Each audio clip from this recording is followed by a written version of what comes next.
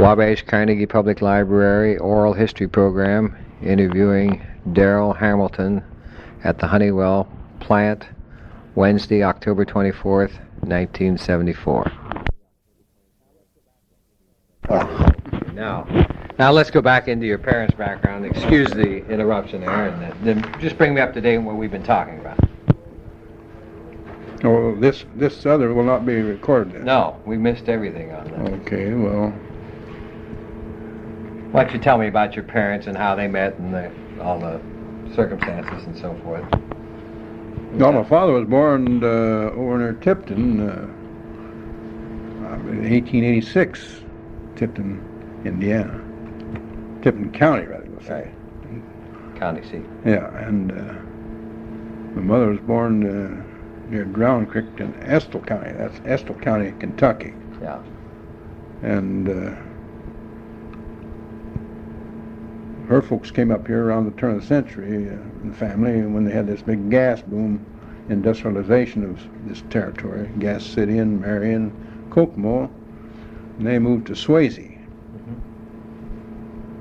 And of course my father met my mother at that time, and her folks didn't stay but a short while, several years, and they decided to go back. They didn't like it, so they went back. But rather than go back down there, they decided to get married.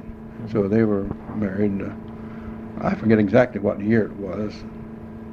Let's see, about 1906, I believe.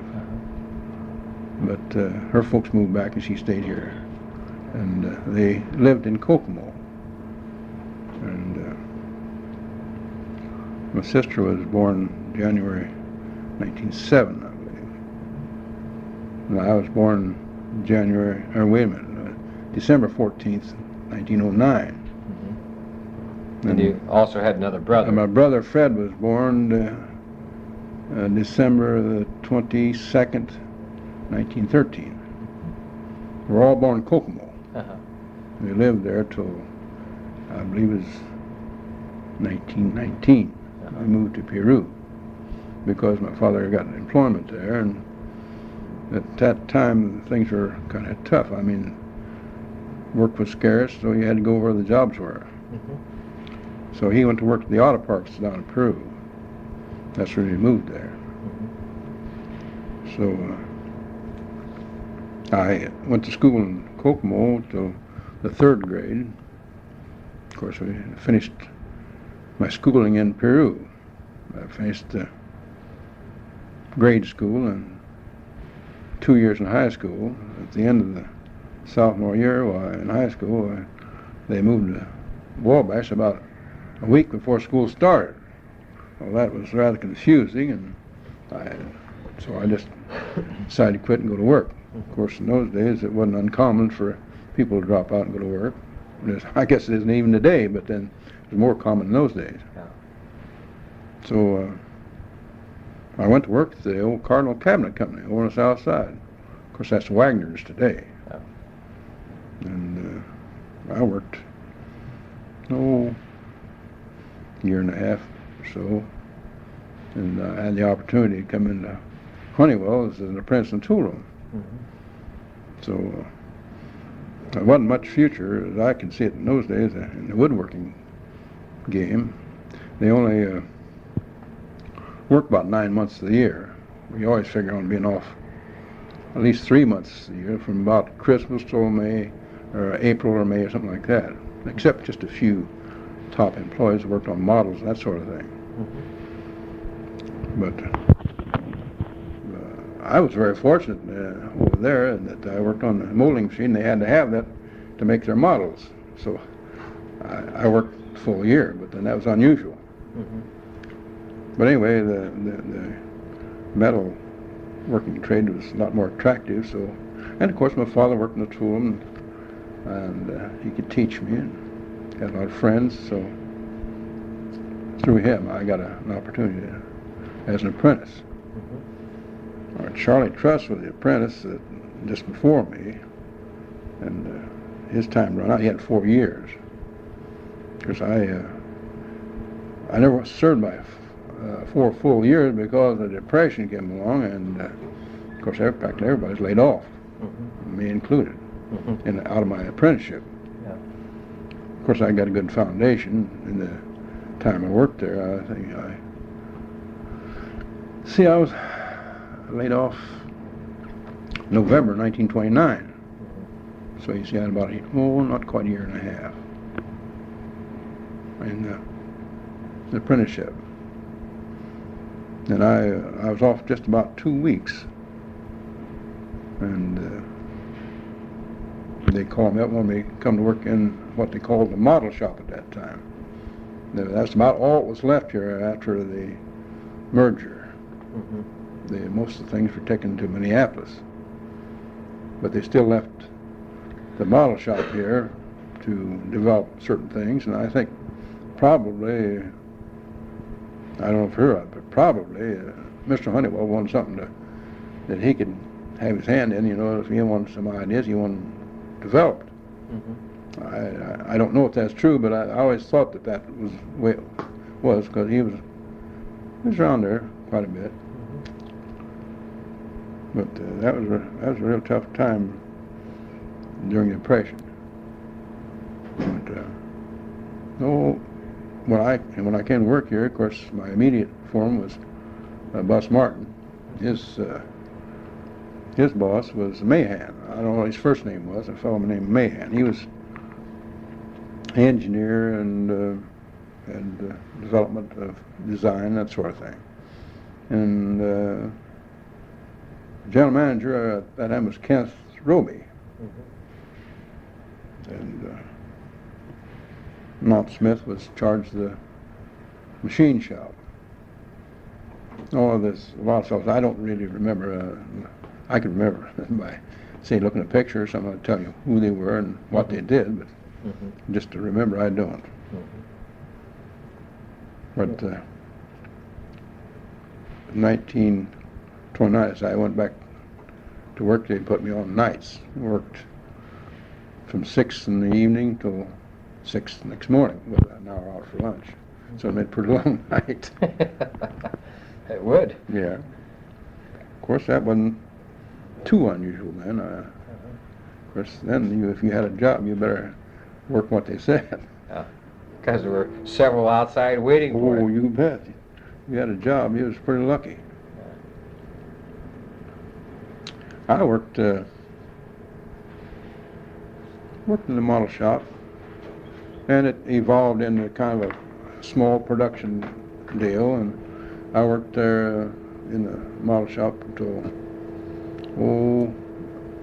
about August in '32. Then I was laid off. Of course, I don't think it was very many left in the shop at that time in '32, maybe 8 or 10. Mostly big fellows, Even some of them went down and worked in the machine shop. And I was off about a year. I worked several places, down to Container and the old Marion machine shop. But nothing lasted very long. It was on, off. But I came back to work, Honeywell, in the fall of '33. Then I worked on set up a test line for this water circulator. We set up with Hugh Lyons. He was a maintenance man. We set up radiators and circulators in between to test them out. I worked about 3 or 4 weeks, and I was laid off again. And I come back again in February in 1934. And I haven't been off since. We went down to 6 hours for 3 or 4 months in 1938, 6 hours a day. But other than that, I've never lost any time, other than what I want to take off. But things have sure changed. I can remember we got our first week vacation with pay. Man, I'll tell you, that was something. Get a whole week off and got paid for it, see? Something never heard of. Yeah. What year was that? I believe it was 1936. give or take a year. I think it was 36, so I believe it was. Let's go back and the different jobs that you did and the things that were being done in the factory. And of course, none of these people are here anymore, or very few of them are here anymore. And weren't they making various motors and thermostats and so forth? Were you getting involved in any of those at all? Well, when I first went to work, of course, the big thing was the old D motor. That was a motor for janitors for a furnace. Open and close the damper and so forth. We had a thermostat with it. That's the big. Of course, they made oil valves and thermostats and aquastats and various things that I don't really recall. But the main thing was the old D motor. That was a big production job. Of course, I worked in the tool room, and of course, that time they made practically all their tools. I mean, they had a big enough force, and in the tool room, and they made everything. Of course, nowadays they ship out a lot of stuff. Whereas we had probably 15 tool makers in the tool room then. Now we've got 2 or 3 because of the change in method. But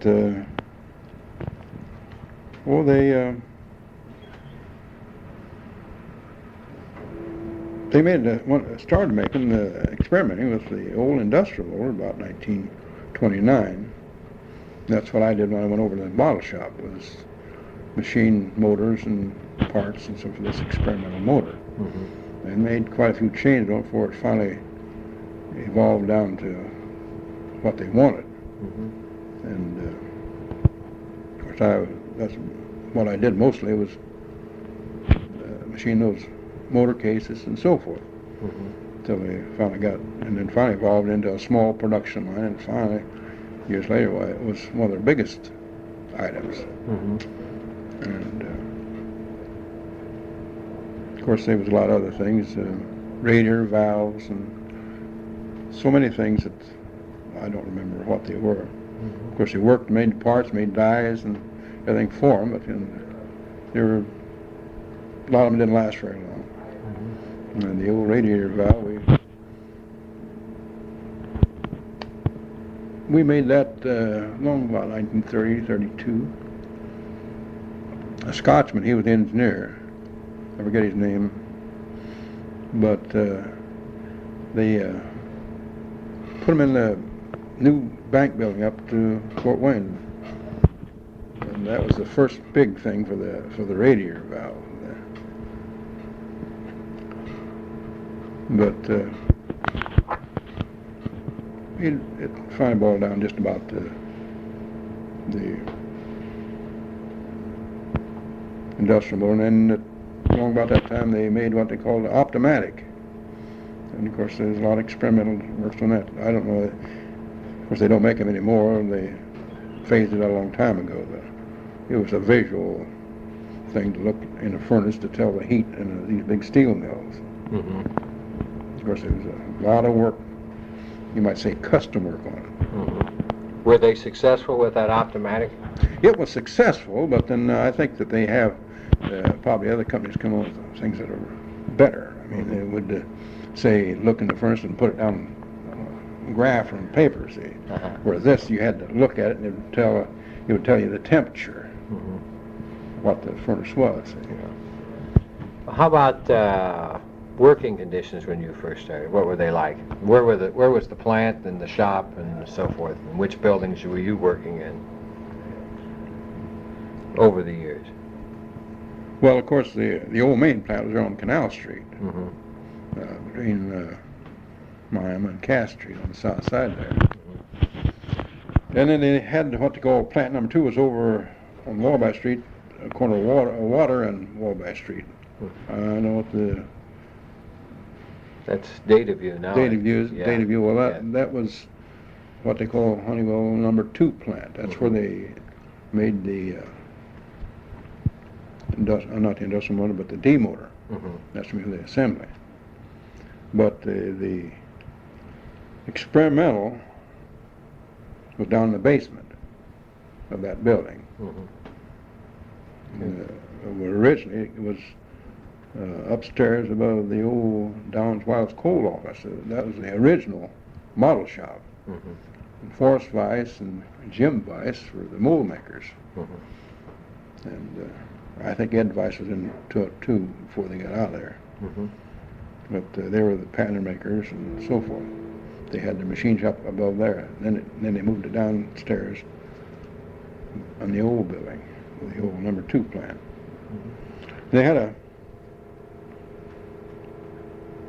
I think the Acrostat, the thermostat was down on South Mammoth Street, down there where Brown's used to be, or just north of that stone building. Mm-hmm. They had a part in there. They manufactured. At one time they had their automatic screw machine department down there, and the assembly up above that.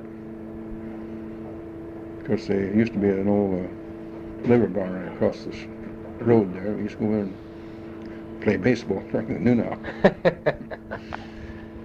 Do you remember working in the plant? Of course, you must, during World War II, and anything unusual, and how the plant workforce grew and so forth? Well, I don't remember anything specific about it. Of course, we worked practically 7 days a week, and you probably heard about all the awards we won and all that sort of thing. But yeah, we had kind of boiled down to where you had a lot of women working and not too many men. Mm-hmm. And of course, the main thing was gun sights, mm-hmm. tank sights, and optical department, of course, were the sights. And it was real nice work. I mean, good, close work. Mm-hmm. Of course, back in those days, we mostly small motors and stuff like that. We had small dies to work on, and it's close, small work. Very interesting.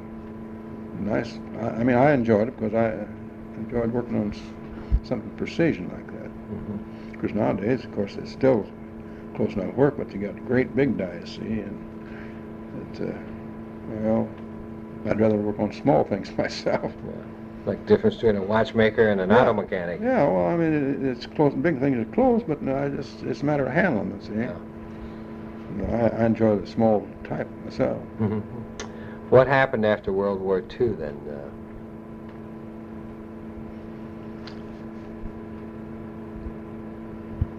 Well, they had to go back to, of course, civilian operations, and of course they still had some work to do for the government.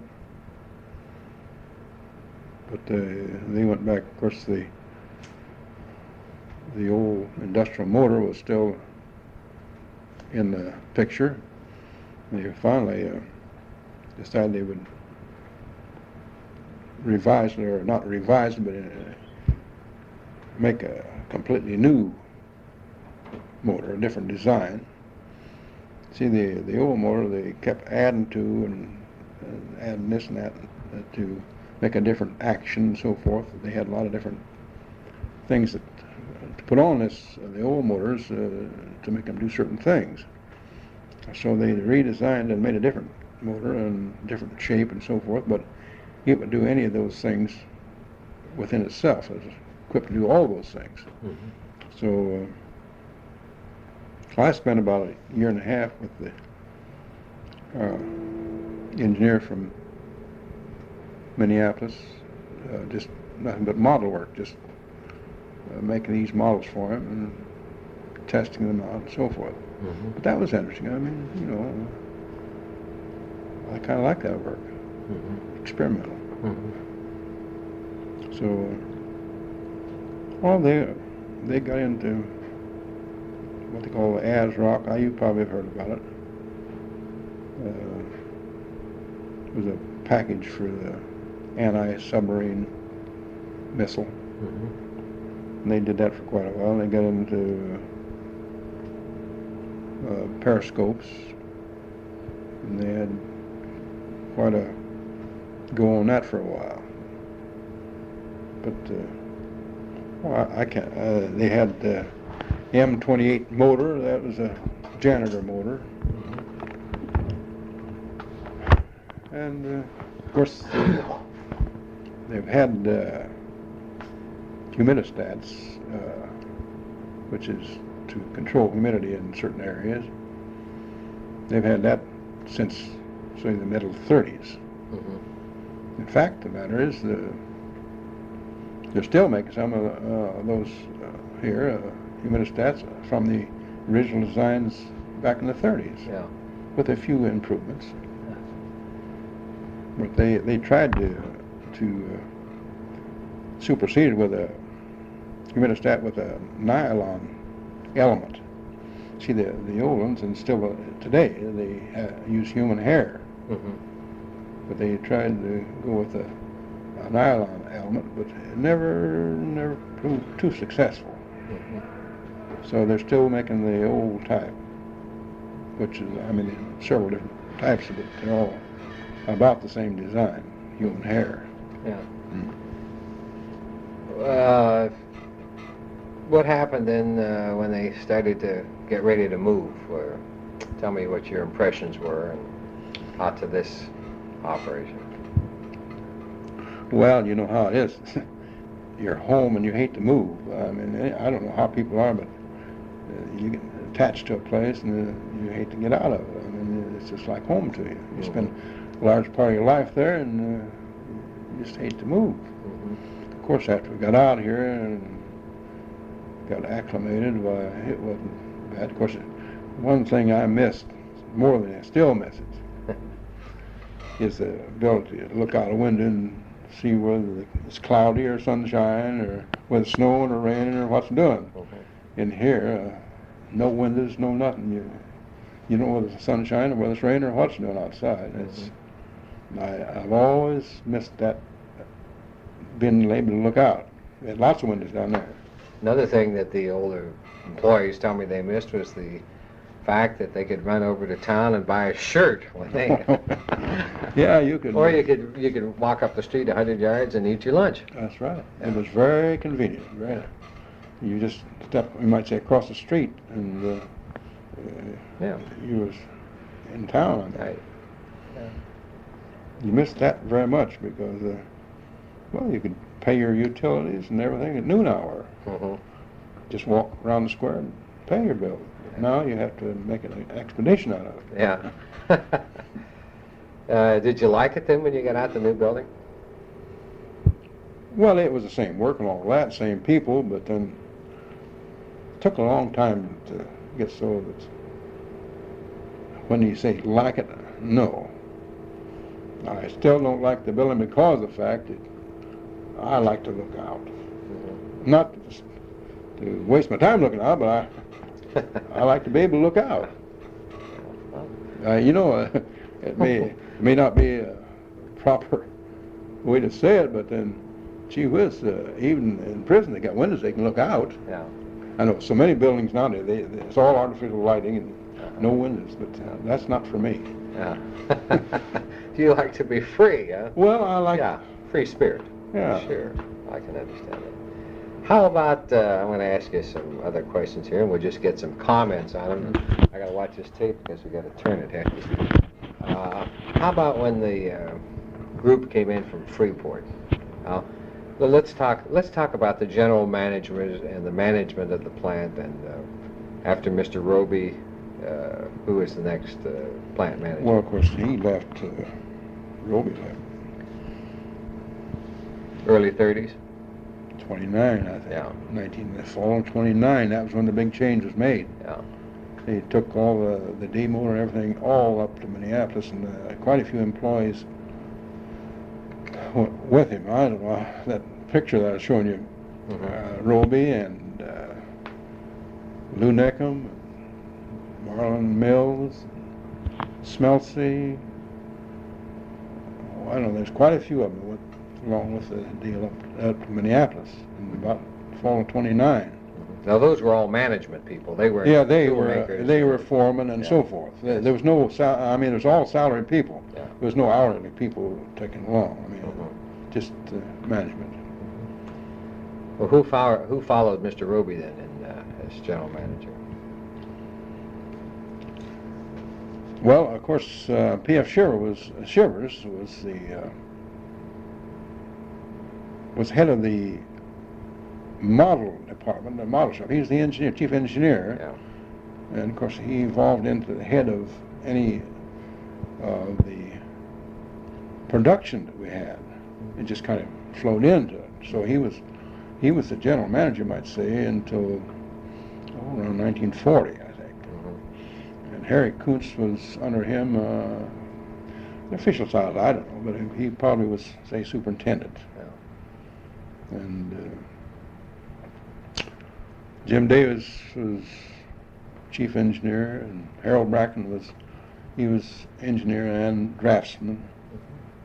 And of course, the foreman was Bus Martin, still foreman. He left during the Depression, but he came back in about 1934. But then, of course, you talked to Mullendorf. Lonzo, he was foreman of the machine shop.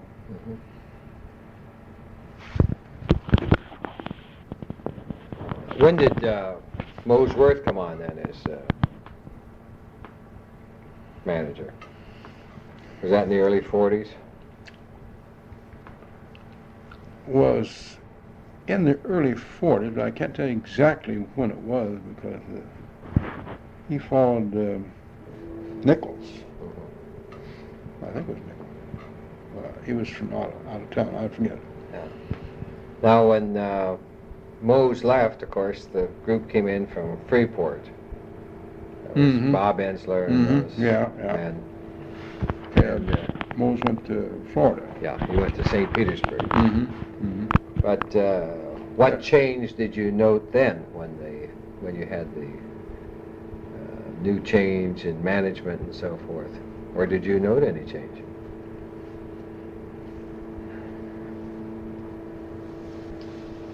Well, it's hard to say. I mean, of course, you have a manager, you don't get too close. Of course, I knew Mose pretty well, played golf with him, and that sort of thing with him.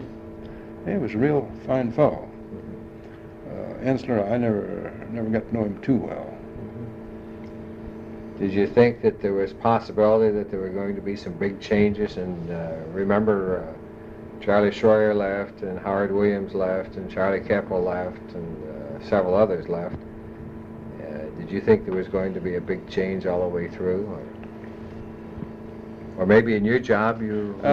when you get down as far, I'm just a tool maker. Of course, you hear things, but nothing official. Yeah. They let a lot of fellows go along about that time. When they brought in the things from Minneapolis, sheet metal, that sort of thing. Yeah, a lot of good men they let go. Snowberger and Carl Carpenter, Keppel. There was a lot of fellows. I mean, very good, I thought, and they've proven by going someplace else and moving ahead real fast. Yeah. But of course, you couldn't foresee it exactly, but you knew if something had to happen. They bring people down here. They couldn't have two men in the same job, so something had to give. Yeah, either these fellows had to go, or the ones they brought down here had to go. One or the other. Darrell, let me end part one here. Okay, we're ready, and we were talking about the changes that were taking place at that time. And then, of course, they moved a lot of the operations were moved and so forth, but you weren't too concerned about... Not too close to it. Yeah. So it really basically...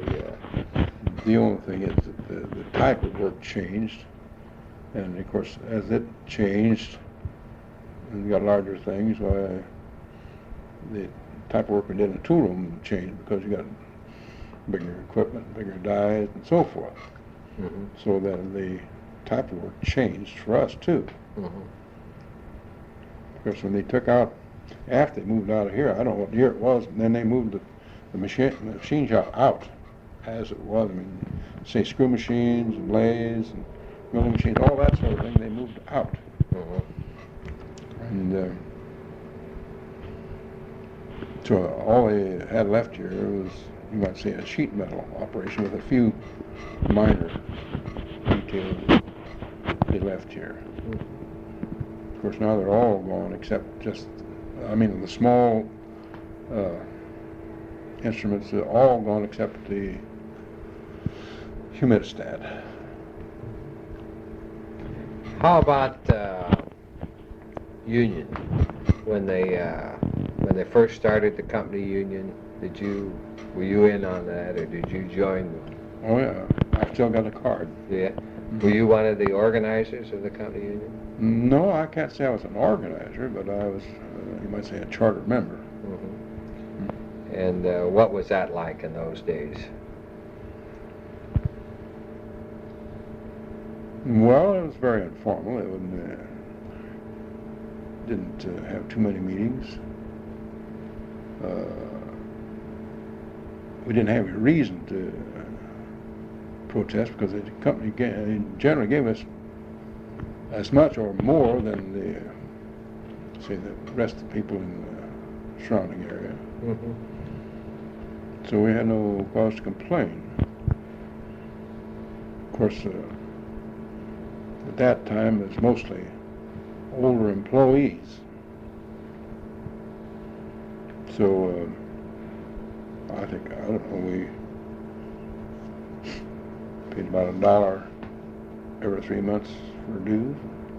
It wasn't much to it. Of course, we had protection. They'd go to bat for us if they try to run over us or something like that. That's one of the biggest changes. You talk about changes. The biggest thing change, say, from before we had a union and after we had a union, was the thing that they couldn't discharge you for personal reasons, which was, I don't say a common thing, but it did happen before. That if, not only Honeywell's, but any place else, the boss. If he didn't like you, out. Yeah, if he didn't like you, he didn't have to tell you why. Yeah. Just, you're out. And that changed when the company... Well, of course, when you got a union, don't mean what union you got. That's one of the things that they go to bat for you. I don't want to refer to it as company union. What was the formal name of the first union that they had in those days? But I can tell you in just a minute. Still carrying? Regulators Employees Association, I believe.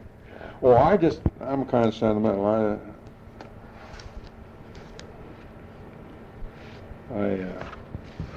Did this union, you say, made a difference, or were there any other changes that you noticed?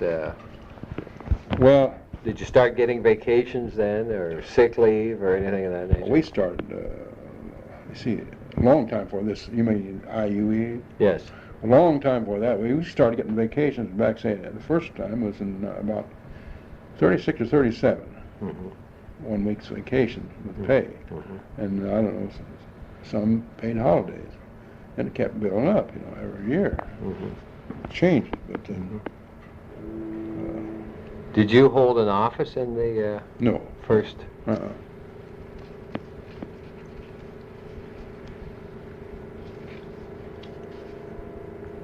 Yeah, there you go. Well, you are a sentimentalist. It's Regulator Employees Association. Yeah. And that's dated 1941. Yeah. Well, I'll be darned. That's the original officers. I'll be darned. Harry Harnish and Ben Simmons, is it? Yeah, Ben Simmons. Yeah. Ben was the president of the union. Yeah. Then he later went into management. That's right. Yeah.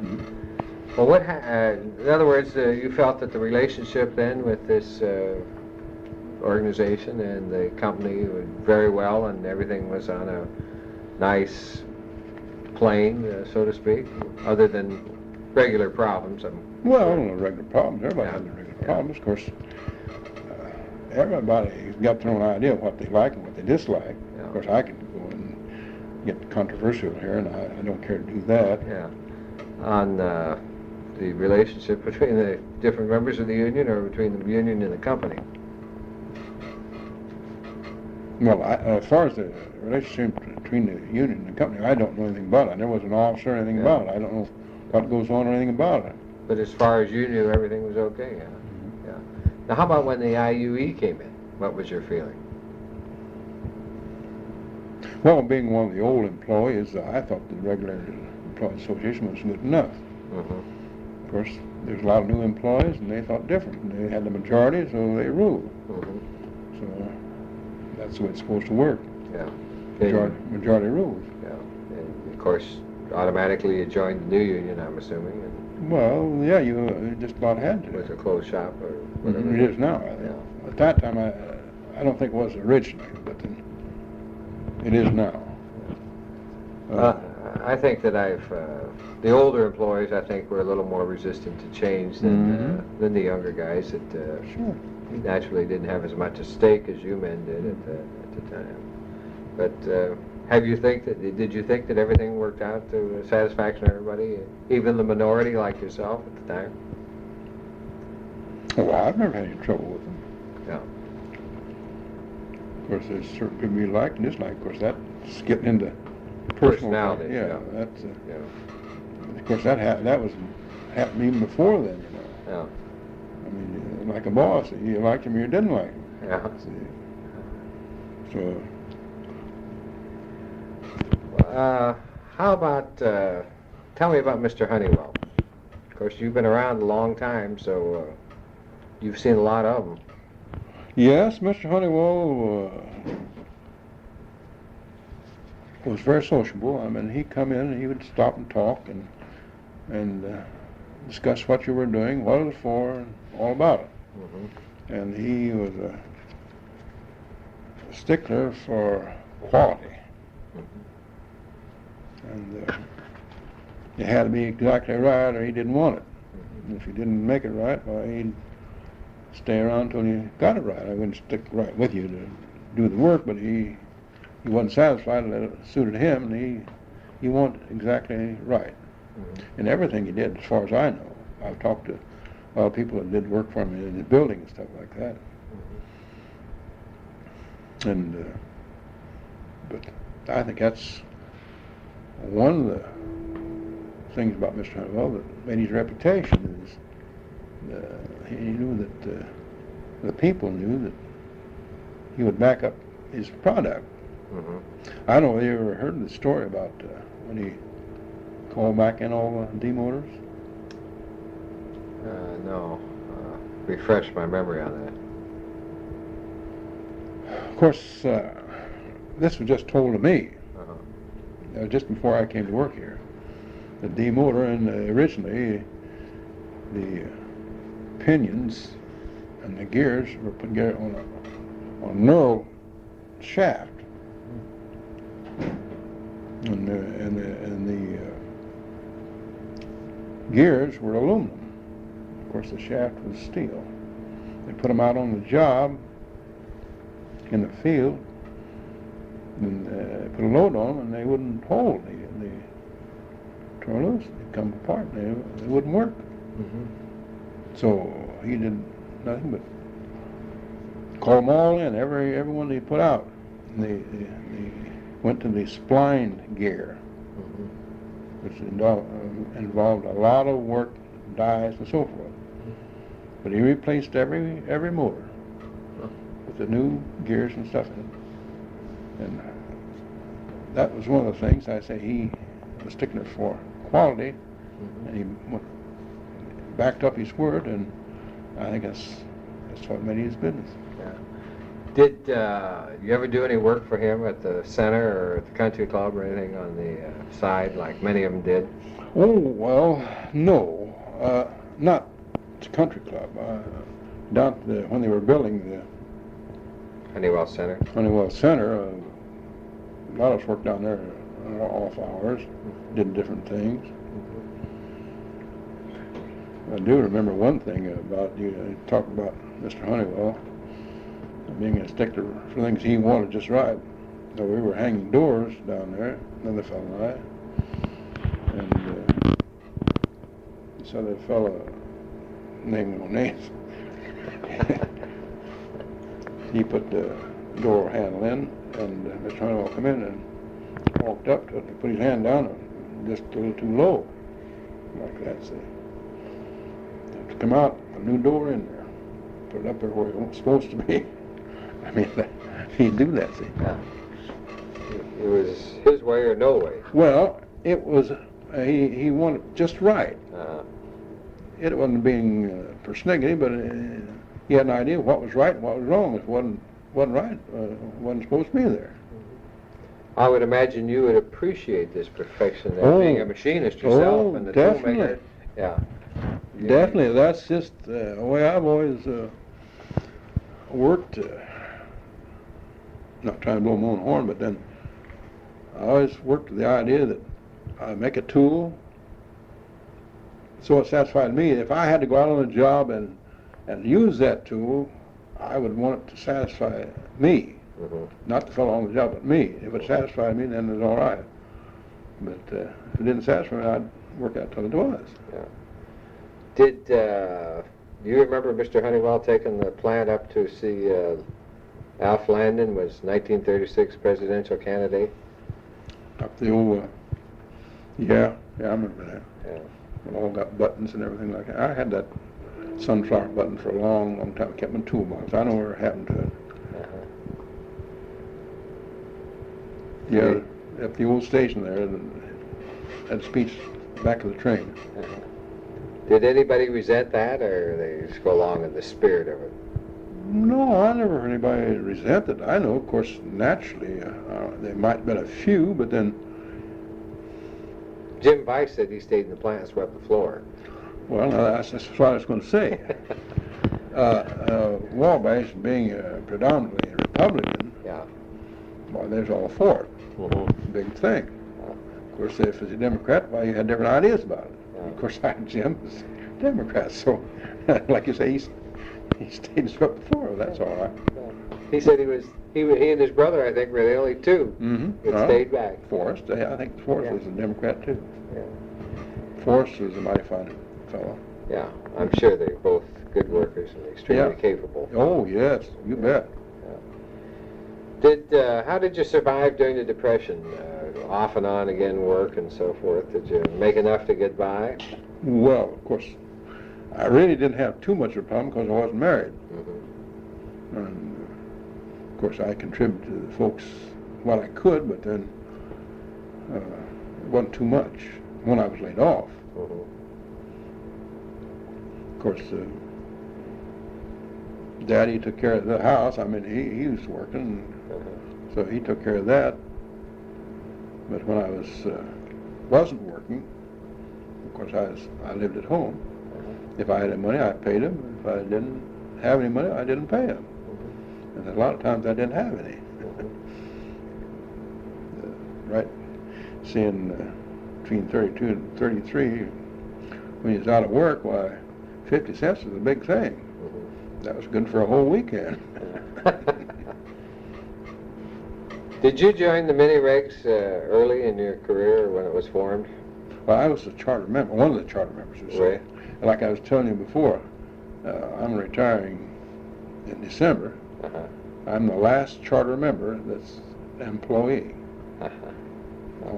on the charter. What were the early days in the mini-regs like?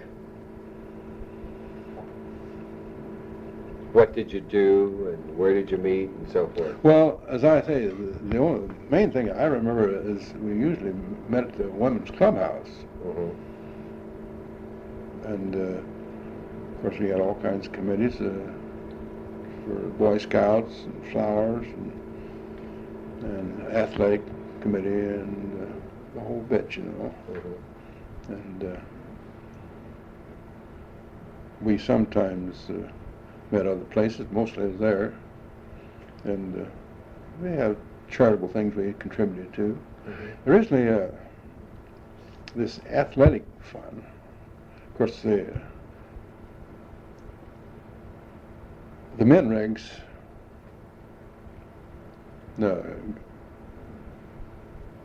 were allowed to keep the proceeds or the profits from the canteen. Of course, there wasn't much of a canteen at that time. Say the canteen started There's a refrigerated box in the old shipping room. They kept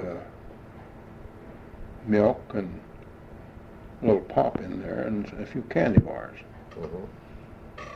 And of course they put that in there for the athletic fund. That was a number of years before Menrigs was organized. And I remember, boy, that's when I gained so much weight. The year I stopped playing basketball, and they put that canteen there, you could get a quart, not a quart, but a pint of chocolate milk for a nickel. Shoot, I'd drink 4 or 5 a day, you know. I really loved that stuff. I think I gained 20 pounds between September and January. Yeah. So that had to stop. But that's where the athletic fund started. And of course, when the Menrigs were organized, they inherited the athletic fund, and that they received the profits from any canteen, so it evolved into what it is today. Of course, today the Honeywells share in it too. But for years it was just Menrigs. That's where they got their biggest revenue. Tell me about participating in some of the athletic endeavors that you had. Well, we did. Early on, of course, I played baseball. We had a baseball team, and softball. Played softball for years. Of course, the baseball as regular, what we call hardball. Hardball. Yeah. We had it maybe 6, 7 years after I come here, but mainly the old timers were the baseball players. Of course, I learned baseball from them, and they had some good ones too. Bus Martin was an exceptionally good ball player. Of course, there were several, but then he was one I remember particularly. Of course, softball. Remember the first night game we had here down at the old city park. The lights you couldn't hardly see, and the grass infield and get dew on it, you couldn't stand up. And then we played, we didn't wear spikes then, no gloves, and no spikes, so that grass is awful slick. And had the old out-seam softball. Stung. Hard on fingers, too. Originally, the original place we played, of course, that was in the evening, played softball in the evening down what they call the old button factory down South Wabash Street there. I think it's Miser's machine shop in there now, but years and years ago it was a button factory there. And there's a commons just south of it where Ernie's Drive-In was, and gas stations and Robinette's was in there. Yeah. But there used to be a commons in there, and that's where we played baseball. And we had a league. I mean, they had the Foundry and the 4-meter box, and the Wabash Blues, and quite a few teams. A spirited contest too. Of course, during the Depression, of course, it moved out to the city park from a night ball then. It played the softball at night, but we had tremendous crowds because people had no place else to go, see. And wonderful attendance. Of course, nobody paid anything, but of course, free entertainment. But they really came out in droves. Of course, nowadays they go someplace else. But did you have good teams? I thought we had good teams. Yes, I thought we had good teams. Of course, this is like everything else. Could the old timers beat the fellows that play today? That's something you never know, because you never can play them both at their peak. I thought we had some real good teams. Did you play basketball also? Oh yeah, I played basketball. Till I was about 35. Yeah, I played basketball the time I was 6 years old. Not 6 years, but the 6th grade. Let's say that. That's when I lived in Peru. Who were your basketball players in those days? I mean, for Honeywell? Yes. Well, there's Colonel Fowler and Jim Hipsher and Bill Durham and Mac McClintock, Arnie Lawson. There's quite a few more, but I can't recall them right off the bat. Good. Was it a good team? Were they good teams that you had, or? Well, that's what I say. It's not contemporary teams like they play today. Of course, in those days we didn't have the one-handed jump shot. It's all two-handed set shots, or under the basket, and a slow type. Well, then you had a center jump. Every time you made a basket, you go back and jump the center. If you had a big center, you had a big advantage. But for that time, I thought they had some good teams. Of course, we played our basketball up at the old community gym. You've probably heard of it. And see the foot at Huntington Street there. Yeah, right off the hill there. And Cecil Mills had charge of it. Oscar Schaefer, he was the custodian, you might say. And two fine gentlemen, I'll tell you. And they really took care of the young people. And I spent many and many an enjoyable hour down there in the old community gym. Well, they had the industrial leagues here, and then they had Sunday school leagues, and just like they do today.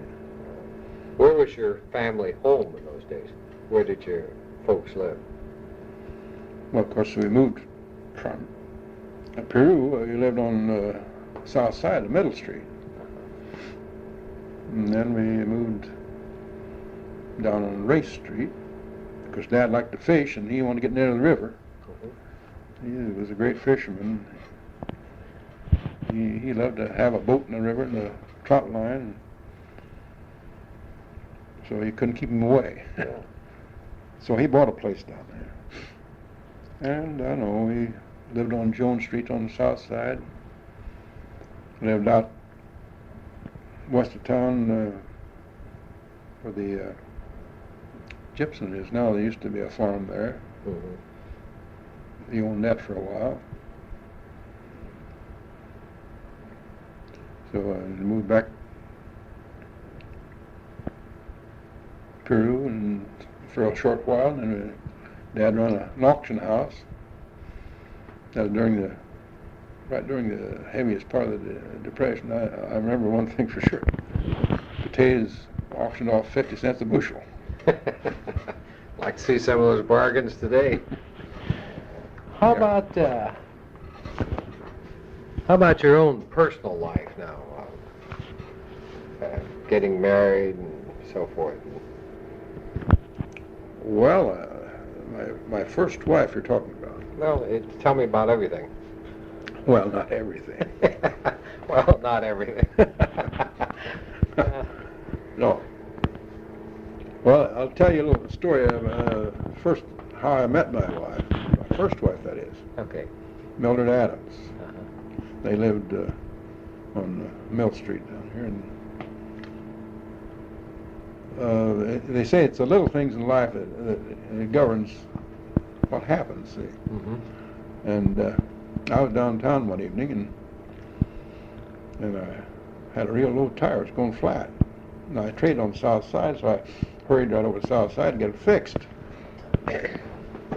So while I was there, a friend of mine, Paul Smith, he said, I haven't got a car. I says, I want you to take me over Mill Street. I've got a girl over there. I'd like to go see her. And I said, okay, I'll take you over. Well, we went over to his girl. My future wife was there, Mildred Adams. That's where we met. We started dating, and we continued till we were married. That was in May the 12th, 1929. And you would have been how old then? You were how old? 19. 19. Well, what I was trying to say was, if it hadn't been for having a flat tire, I wouldn't have met Paul and I wouldn't have met my wife. Mm-hmm. See, so I was kidding my wife by a flat tire. Started everything out, yeah. And you had children? Yeah, I had 3 children. Mm-hmm. Robert, the oldest, and I had the daughter, Janie, and the youngest boy, John. Mm-hmm. Robert was born in 1937, and Janie was born in 1939, and John was born in 1945. My wife and I had planned to marry in the fall of 1932. In fact, we were getting furniture ready and everything like that, but then I got laid off. There wasn't much point in getting married with no money and no place to go to, so we didn't get married till 1935. After we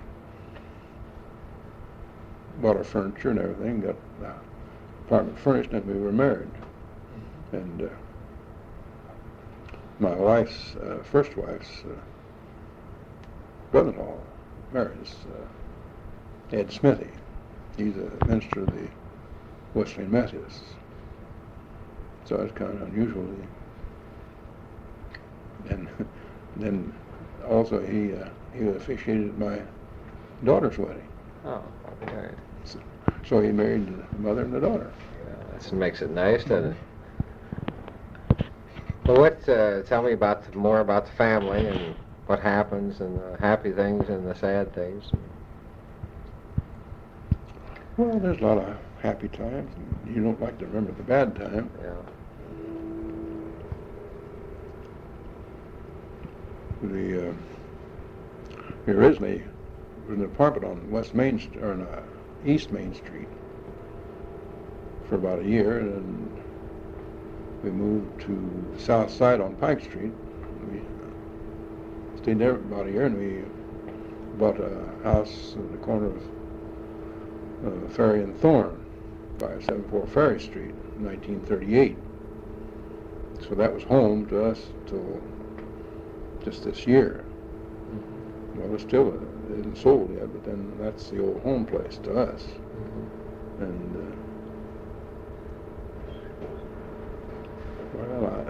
it's hard to say. There's no outstanding events that I know of. Of course, the children were born, and we went on vacations and that sort of thing, but nothing really outstanding that I can remember. Did any of your children follow your trade? No, they didn't. The oldest boy is with an advertising concern in Chicago, and the daughter is a nurse. Part 3 with Darrell Hamilton. We were talking about none of the children had followed your profession. That one's a teacher in Texas, and the daughter's a nurse in Akron and married. The oldest boy's in advertising in Chicago, and none of them followed your trade. That's right. It's kind of hard to get them together. I mean, to visit. And my wife passed away in 1969. That was my first wife. So. Was this a long illness? No, it wasn't. It. What do you call it? Edema? Edema, or what is it? Edema, yes. Yeah, edema. It's water. Mm-hmm. And we were going over to my daughter's house in Akron, Ohio, on August the 17th, 1969. And we stopped at my oldest son's house, staying overnight at Fort Wayne. And then I was on Saturday, and then on Sunday we would start on over to Janie's. And got about halfway over there, and she started complaining about feeling ill, and so I stopped the car. We had a lot of things for the children. We were taking over, grandchildren and so forth, take their Christmas over. So I had to unload the back seat, and she got in the back seat. I put some of the stuff in the front, and continued on, and as further we gone, the more she complained about being ill, I could see that she said she was sick at her stomach. But the closer we got over to James, the sicker she became. We finally made it over there and got her out of the car, and after Janie, being a nurse, asked her how she felt. She had any pain or anything. She said, no, I don't have any pain, but I just sick of the stomach. She said, I'd like to lay down. So we took her upstairs and laid her on the bed. And Janie went in the next room to call a doctor she worked for. And while she was in the next room, my wife just passed away. I mean, she just quit breathing. It was what they call congenital heart failure. Heart failure, yes. The water just crowded her heart. Yeah. It just quit. But you had no indication or anything that she was even sick? Well, she'd had this water problem for about a year, but then we didn't think she was too serious. Mm-hmm. But it just happened just like that, bang, and there was no pain or anything. She just quit breathing. Yeah. And what did you do then? I mean, after all the shock and the funeral and probably much at loose ends. Well, naturally you are. Yeah. I mean, of course, I had a lot of friends, and I always been athletically inclined. Played golf and bowled, and of course, I sang in the church choir, and so I had quite a few activities keep me occupied most of the time. Mm-hmm. But there's a lot of lonely hours too. Mm-hmm. But fortunately, I met my present wife in 1970, I think. Mm-hmm. We went together 3.5 years. I think we were married just this last summer. Mm-hmm. So after I met her, why, that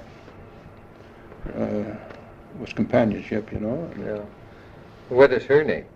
Well, what's her name, I should say? Well, Wanda, she was originally, her maiden name was Wanda Marie Gaines.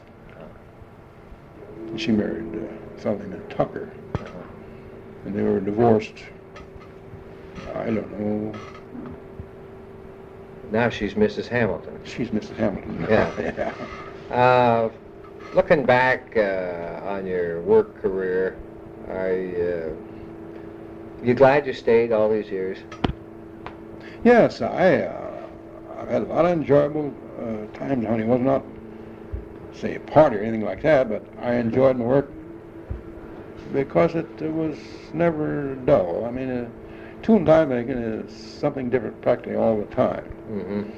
And there's a lot of, what do you say, challenges, and it's really interesting. And I've always enjoyed it. Of course, there's some days you didn't want to come to work, but then, all in all, if you had to work for a living, which I've had to do, I couldn't think of a better place to work than Honeywell. Of course, it hadn't all been a bed of roses, you understand. It's like being married. It's never real smooth, but then, all in all, I say I'm very happy to have been with Honeywell these years. Have you been able to save for your retirement? I sound like your financial counselor. Ask you some personal questions. I'm rather interested in people getting ready for retirement. How do they do it? Well, no, not really. Of course, you save some money, and not you say this is for such and such a thing. No, I put a little money away, and you have your endowment policies, your insurance, which falls due, and they pay off, and you get a little money in the bank. But to get down and scrimp and save, no.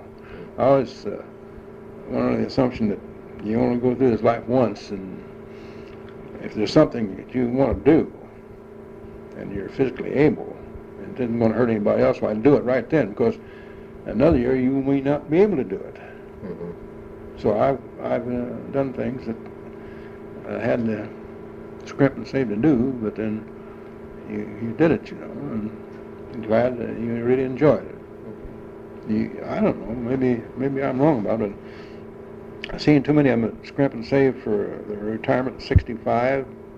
When they become 65, they didn't last long.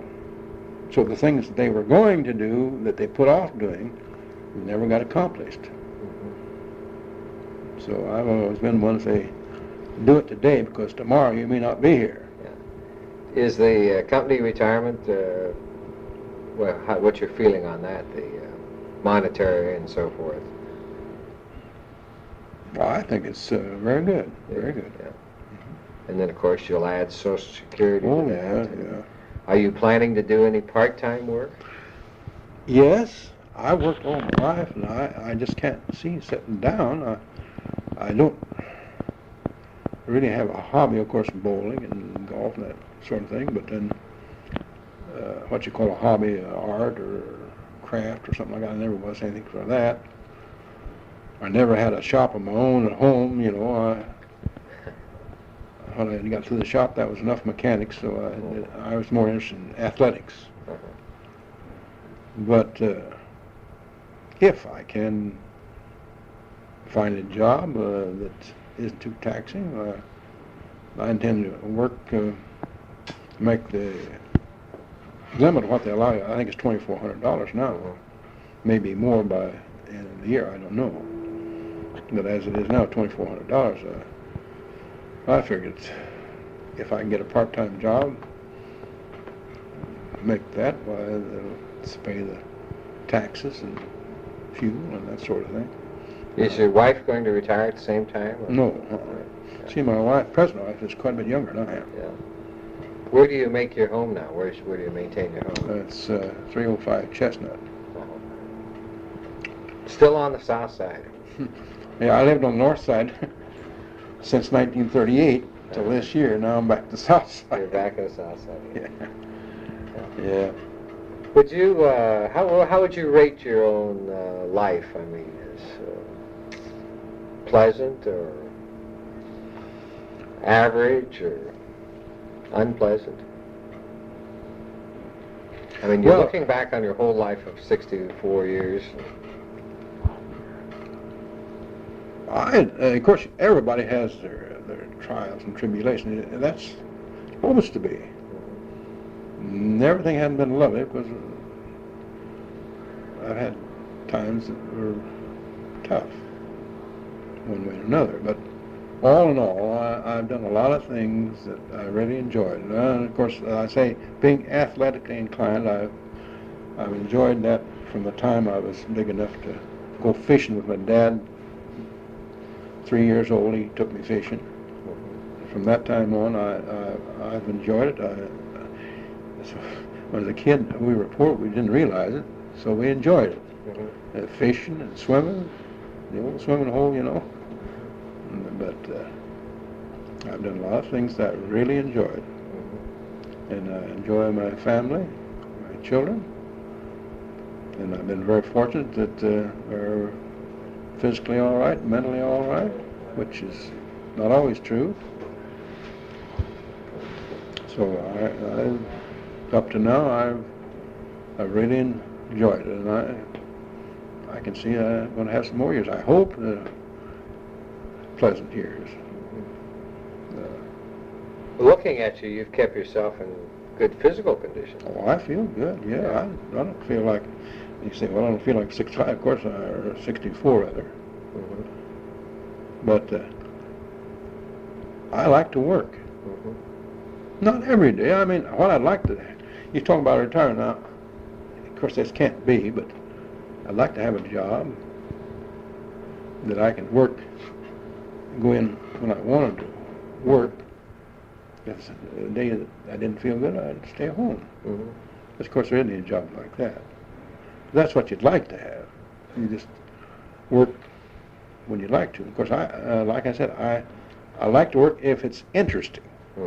I don't like routine jobs. you probably can gather that from a conversation. Yeah. I have. But tool making is not routine, as a rule. And I've enjoyed it. And I probably enjoy working even yet. I mean, if I can find a place to work. Do you think 65 is too early to retire? Here's the way I feel about it. I think retirement should be optional. I'll tell you why. The reason I say that. Before they put in the retirement thing, I think it was when they had the pension system come on. I don't know exactly, but we had fellows working here who was 80 years old or better, and they did a good day's work. I mean, they put out a day's work. Mm-hmm. We had quite a group of them that had to retire when that was put in. Mm-hmm. And some fellows are done when they're 50. Some are really good yet at 80. So I think it should be optional. Mm-hmm. If you're physically fit and want to work, I think it's, well, take my case for instance. And in a lot of cases too, but then I've spent a lifetime acquiring knowledge, know how to do this certain thing proficiently. And just because I'm 65, it's no good anymore. Mm-hmm. I don't believe that. I feel good. I can still do the work as well as anybody. But plus, you have all the knowledge and the experience of 40 years. The thing about it is, I've got all this experience and knowledge how to do this, what's supposed to be done, and I can't give it to anybody. Yeah. So it's wasted. That would be the discouraging part of retirement. Then. Yeah. So that's what I say. If I can find a part-time job that I can work that's interesting, I'd like to work. In fact, I'd like to continue here, but that's out. I mean, that isn't the way it works. But someday, I think someday they realize what they've done, and they're going to change that. I don't know whether I'll live to see it or not, but I think you're reading quite a bit more about it nowadays. Do you intend to join any senior citizens groups or? No, I don't think so. I mean, my wife and I can get along real well. We have lots of things to do, and we keep busy. And if time comes we are lacking for entertainment or something like that, or companionship, well, maybe we'll join. But I don't feel old. Well, you don't talk old, and you certainly don't act old. No. And so I'm still going to work someplace or do something. I'm not going to just sit down. And like I say, I never was much one for hobbies, except for athletics. Uh-huh. Of course, you get too old for that, except bowling and golf. Do you go to any of the high school games or anything like that? Not anymore. Mm-hmm. That's a funny thing. I played baseball and softball for years. And when my time done, when I quit, I don't suppose I've seen a half dozen softball games since. Because I was always one, if I couldn't participate, it wasn't interesting. Mm-hmm. So I like to get in there and participate. Do you remember when you were a kid, do you remember anything about the Ku Klux Klan around here? Well, I lived in Peru at that time. You were around Peru. Yeah, well, I remember when they had all their parades and everything, and burning the crosses, and I think a lot of people there belonged to it. I don't know who they were. Of course, they named some of them, but that was a big thing at that time. And of course, it didn't last very long. But they had big parades up and down Broadway. Boy. Were you too young to be asked to join in? Oh yes, I was only, I'd say about 11 or 12, something like that. But I don't know too much about it. Only I remember the parades, and the hooded figures and all that sort of thing. And burn the fire cross back up on the hill back of our house on the south side there in Peru, up on the high hill. They'd burn a cross once in a while. How old did your parents live to be? Your mother and father? Well, my father, he passed away when he was 66. My mother was 76. My mother's folks tend to be long-lived. Do you remember your grandparents? Oh, yes. Yeah. And they would have been from Kentucky? Well, my mother's folks were from Kentucky. Yeah. Do you remember the grandparents of your? Oh, yes. On that side also? Oh, yes. They used to go down. They lived they lived what you call the bluegrass country down around Richmond, Lexington, and that territory. And they were farmers. And my uncles and aunts are still existing are still farmers in that territory, particularly around Richmond. Because my father's side of the family, they tend to, I'd say, die young in the 60s. Dad had 3 brothers, and they all passed away within 2 years of each other, 1952 and 1955. And they all passed away within that time, and all within, I think they're all in their 60s, or thereabouts. Grandfather Hamilton was about 71, I think, when he passed away. But you think about those things, you think, well, my dad's folks passed away early, and my mother's folks have since to live a long time. They were up in their 80s when they passed away. So you think, well, maybe I'll take care of my mother. We all hope so. So my brother and my sister passed away both in the last 2 years. So I'm, you might say, the last of the family. Have you ever been sick or anything? Oh yeah, you have. Everybody has their sickness, you know, not anything real serious, you would say. Of course, as a kid, you have your usual measles, mumps, and that sort of thing, chicken pox, whooping cough. But everybody has some trouble. You never get through without it. I had an ulcer at one time. I was during the war, you know, you're working so many hours and a lot of pressure. But other than that, nothing real serious. Of course, the fellow says there's nothing real serious to you until you die. Yeah. Then it's serious. It really gets serious. Yeah. Well, I think that we pretty well touched everything we want to touch. Is there anything that you would like to add? Anything relative to Mr. Honeywell, or working here, or people that you worked with? Or? Well, I think I said it a while ago that I've enjoyed it. There's been times that I was aggravated. Everybody has those times. But all in all, it's been very rewarding. I've enjoyed it. If I had to start over again,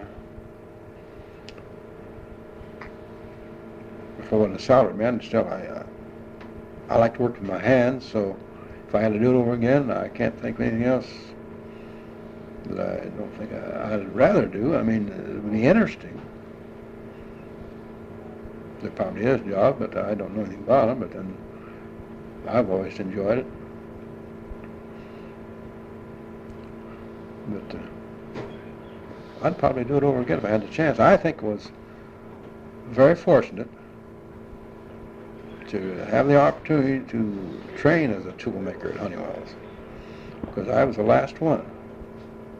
They never had an apprentice since then, and they can't have one today. It's impossible. So you're the last apprentice to retire also? Yeah, I'm the last apprentice at Honeywell. Oh, good. So I figured I've been very fortunate. Of course, a lot of people have a lot more money and all that sort of thing, but that isn't everything. Not always, is it? It helps, but it doesn't. Yeah. Well, Darrell, I want to thank you for this interview, and the tape will be at the library. A copy of the tape will be at the library also for your children and grandchildren to listen to and to read, and I want to wish you well in your retirement. Thank you very much. Thank you.